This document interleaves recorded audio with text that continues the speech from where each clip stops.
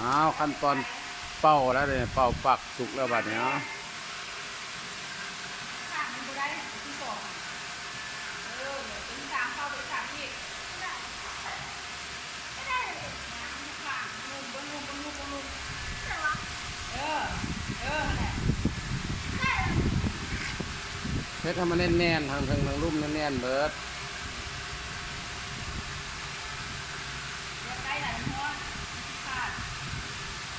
มันนุ่มเฮ็ดมือเบางามเด้อเป็นงามหลาย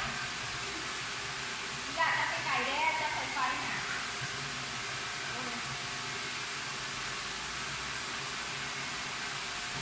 ๆอันนี้กรรมกรฝึกงานไม่ได้เนี่ยนะมาศึกษาอยู่เนี่ย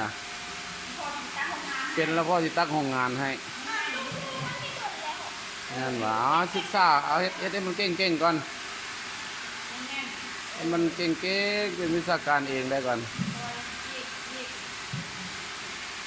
ข้างยกนี้ยีก